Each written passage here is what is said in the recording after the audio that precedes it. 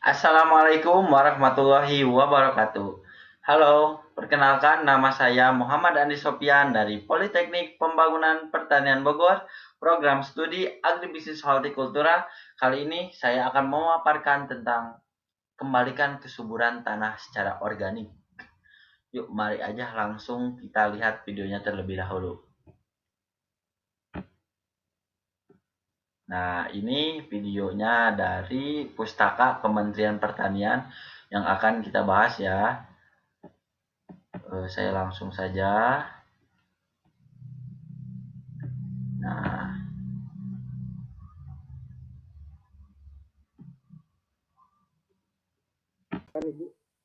Baik, terima kasih. Assalamualaikum warahmatullahi wabarakatuh. Waalaikumsalam warahmatullahi wabarakatuh. Salam sejahtera untuk kita semua. Selamat pagi. Alhamdulillah pagi ini yang kami hormati Bapak Kepala Pusat Pustaka dan Penyebaran Teknologi Pertanian berkenan menghadirkan kami dari Balai Penelitian Tanah dengan penelitian. Nah, perlu kita ketahui Ibu ini adalah Kepala Bidang Penelitian Tanah Kementerian Pertaniannya. Simak lagi aja terus videonya. Dari Pak Dr. Egdi Husein. Kemudian juga kami sampaikan salam hormat kemudian juga kepada Bapak dan Ibu narasumber lainnya, serta yang tidak kalah pentingnya adalah Bapak Ibu peserta pada kesempatan yang baik ini. Pak Kapus, temanya ini luar biasa, Pak. Menurut kami ini sangat penting dan tepat sekali. Mengapa? Karena kembalikan kesuburan tanah secara organik ini ya memang itu kuncinya gitu. Ibarat orang yang sakit, kalau diberi makanan apapun itu pasti makannya terbatas. Tapi begitu sehat, apapun itu enak. Nah, tanah pun demikian. Kita sehatkan dulu ini dengan menggunakan pertanian dengan bahan organik atau pupuk organik atau kompos ataupun pupuk hayati. Intinya yang serba organik. Dan ini juga murah, mudah ada di sekitar kita. Bapak dan Ibu sekalian, dari kami, Balai Penelitian Tanah, melihat kesuburan itu dari 3 aspek. Yang pertama adalah subur secara fisik, kemudian subur secara kimia, subur secara biologi. Dan ini semuanya bisa dibantu atau ditambahkan dengan menggunakan bahan organik. 3 aspek kesuburan itu tadi sudah bisa tertangani.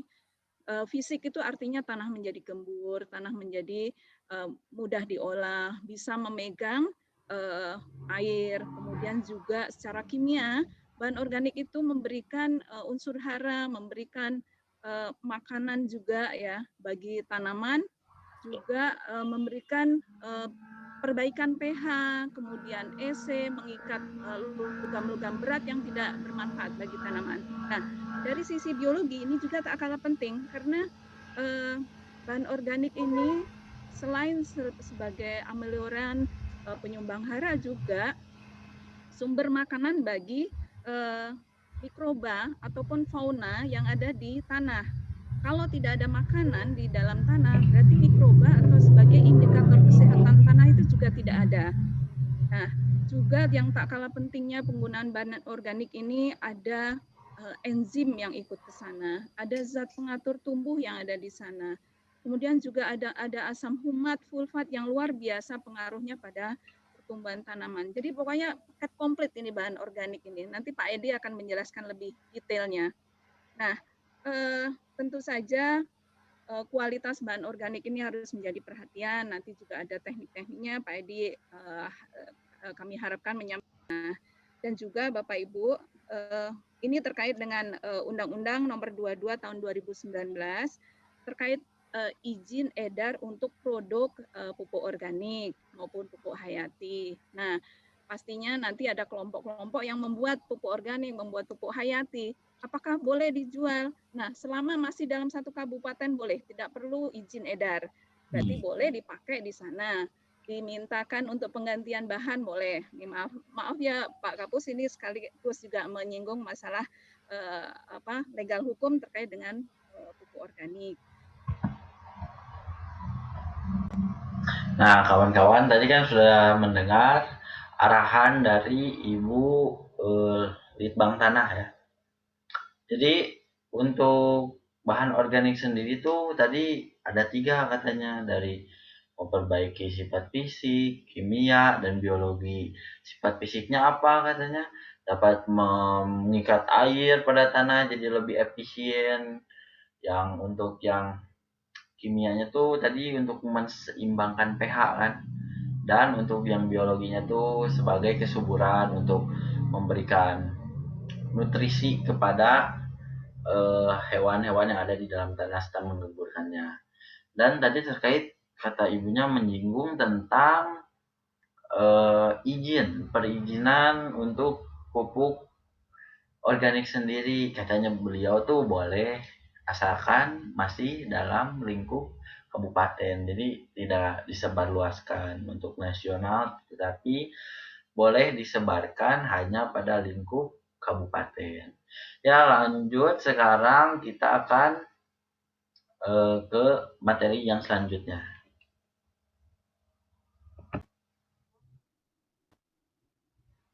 Nah, ini adalah pembuatan pupuk organik kompos dari jerami oleh Bapak Edi Husein selaku pematerinya ya. Mari kita lihat dulu. Pada kesempatan ini saya akan mendemonstrasikan. Oh maaf, ternyata suaranya tidak ada di sananya. Kita percepat terlebih dahulu.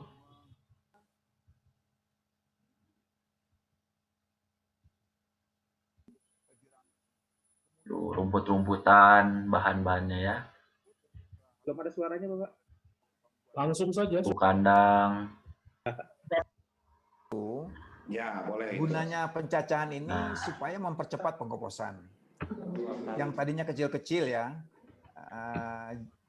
besar-besar menjadi kecil-kecil, sehingga mikroba itu bisa masuk ke dalam bahan yang kecil.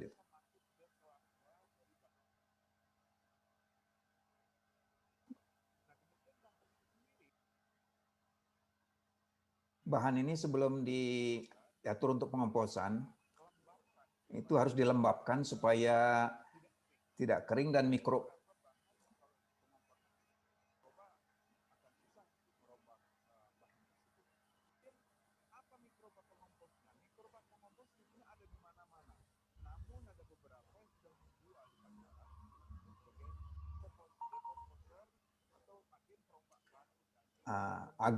agen perombak bahan organik itu macam-macam. Ada yang komersial, ada juga yang dibuat sendiri oleh petani. Atau bikin sendiri, ada namanya mikroba, jadi mol itu sebutnya ya mikroorganisme lokal. Petani bisa buat, beberapa petani sudah buat mol sebenarnya.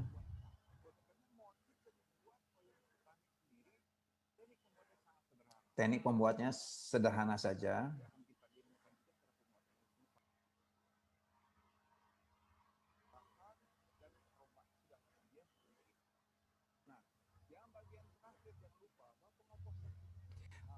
Pengomposan itu minimal ada 1 meter kubik. Ini pengomposan yang baik ya. Kenapa harus 1 meter kubik? Supaya terjadi panas. Kalau nggak panas, mikroba yang termofiliknya tidak aktif. Jadi harus ada panas. Nah ini kira-kira ngukurnya untuk 1 meter persegi.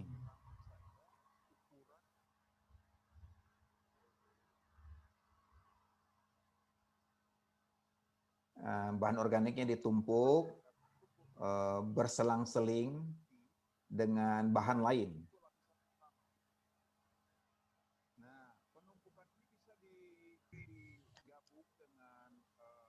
Bahan lainnya misalnya rumput atau apapun. Karena semakin beragam bahan itu semakin bermutu komposnya. Karena bahan itu sendiri menjadi pengaya ya, pengaya untuk ibarat makanan itu semakin banyak variasi makanannya, itu akan menjadi berkualitas komposnya. Ini kira-kira 20 cm, kemudian disiram atau dibasahi supaya kelembapannya cukup untuk mikroba bisa bekerja.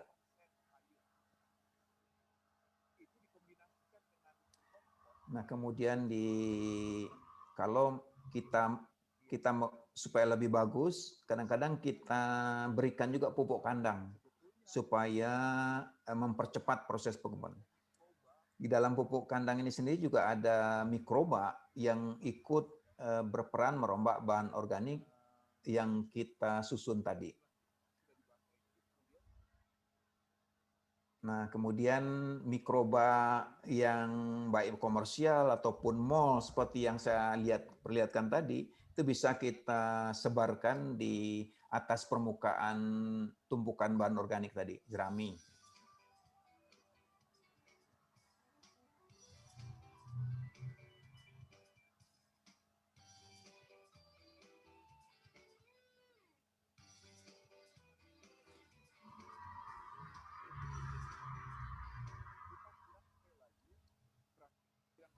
Jadi setelah ditumpuk sampai 1 meter, kita lembabkan lagi dengan memberi sedikit air agar kelembabannya kita yakinkan.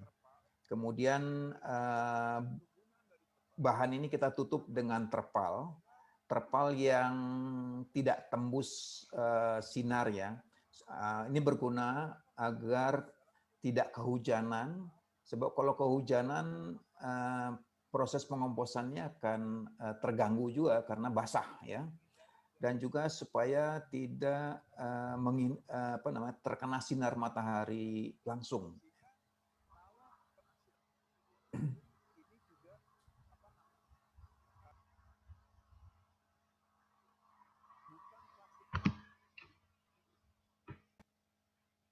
Nah, tadi adalah cara pembuatan pupuk kompos dari Bapak Edi Hussein ya, bisa dilihat sendiri.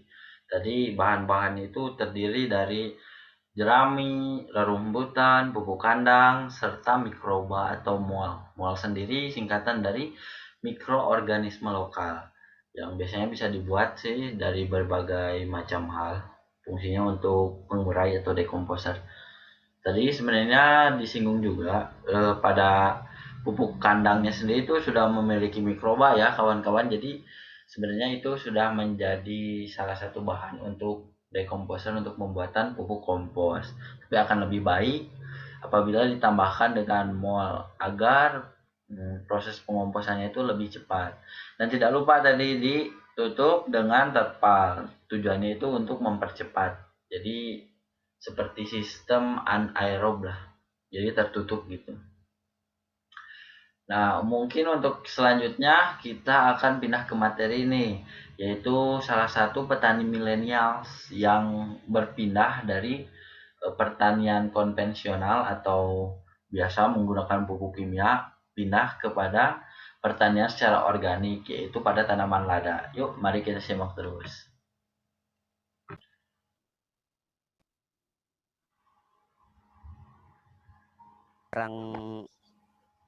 Nah, ini adalah Bapak Dedi selaku petani milenial pada budidaya lada. Beliau sekarang menjalankan bisnisnya ini pada pertanian organik lada ya. Mari kita simak aja. Organik ini sangat diminati orang. Pertama, wilayah-wilayah Eropa. Nah, yang kita total organikkan ini adalah lada. Mungkin teman-teman udah tahu lada Bangka Belitung. Selama ini lada Bangka Belitung hanya menggunakan pupuk-pupuk subsidi ataupun pupuk kimia. Nah, kalau kita gunakan pupuk itu, cost untuk produksi lada sekarang sangatlah tinggi. Jadi kita beralih ke total organik. Alhamdulillah total organik kita sudah mengurangi cost. Kita mulai dari 2018 dan panen pun sangat diminati orang. Walaupun belum masak, mentah aja udah diminati orang. Lada itu. Karena lada itu akan dibikin grand peppercorn. Grand peppercorn itu adalah kayak acar timun. Nah, itu diminati oleh di negara Jepang. Tapi harus total organik, Pak Boy. Kita ke situ. Mungkin. Nah, tadi sekilas kita dengarkan pertanian organik dari lada sendiri yang dikelola oleh Bapak Dedi ini sangat diminati oleh orang, terutama orang-orang bagian Eropa gitu. Karena organik dan juga tadi kata beliau tuh biaya untuk produksinya sendiri menurun tapi menghasilkan hasil yang maksimal serta banyak diminati. Itu salah satunya. Harus diminati dulu produk baru kita memproduksi. Tadi kata beliau kan masih di lahan aja, masih mentah, sudah dicari orang kan. Jadi pertanian organik ini emang sangat menjanjikan gitu kan. Ya kita simak lagi videonya. Ada yang lain, Pak Boy? Kalau dari sedikit ya biayanya, berapa persen organik? Per batang. Belum tentu hasilnya maksimal, Pak Boy. Kita langsung aja ke video dari Pak Dedi ini.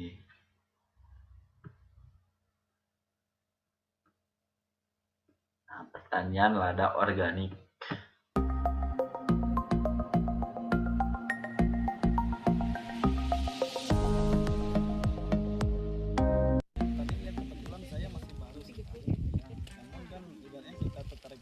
Nah, ini juga adalah salah satu petani organik pada lada di kawasan Bangka Belitung. Bapak Budi ternyata namanya. Keluh kesah dari petani yang terdahulu gitu. Ini suaranya emang agak kurang terdengar. Tanahnya rusak gitu kan, dan juga Jadi kita percepat aja. Karena kan organik ini kan bisa merubah tanah itu tadi, sedangkan yang kita sebelumnya kimia itu kan malahan iya sih kalau untuk jangka pendek memang bagus untuk tanaman sama tanah, tapi untuk jangka panjang istilahnya kan kalau sebelumnya kan kita ibarat panennya kalau udah yang sebelumnya ya kayak kita itu udah bisa mencapai 5 sampai 7 Ini panen ladanya tuh gitu. masih baru.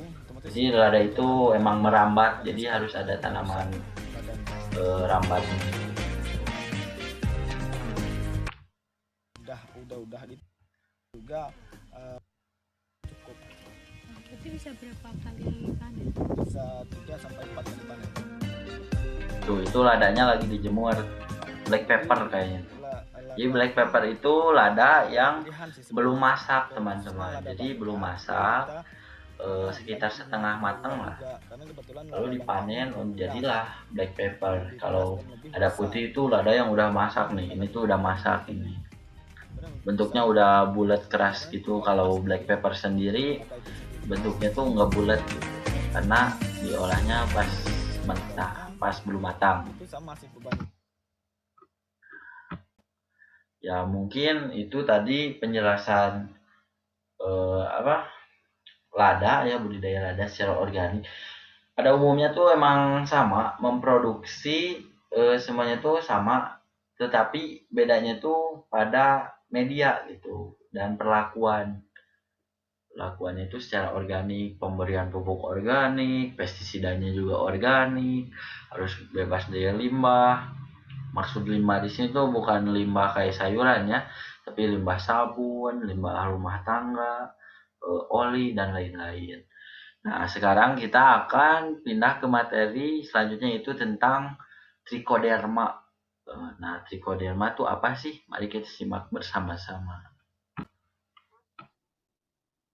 Nah, ini adalah pembuatan trichoderma. Jadi, tapi kita langsung saja ya ke intinya daripada berlama-lama. Nanti kalau mau mendetail bisa langsung aja ke channel YouTube-nya ya.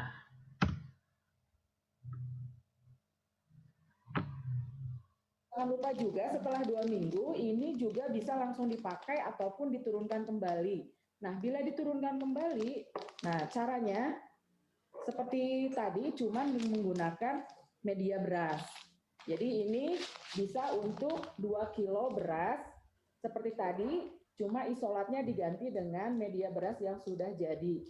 Penurunan ini bisa sampai 3 kali. Nah, setelah 3 kali sebaiknya harus diganti lagi, harus menggunakan isolat lagi. Karena kalau lebih dari 3 kali, daya bunuhnya itu sudah menurun.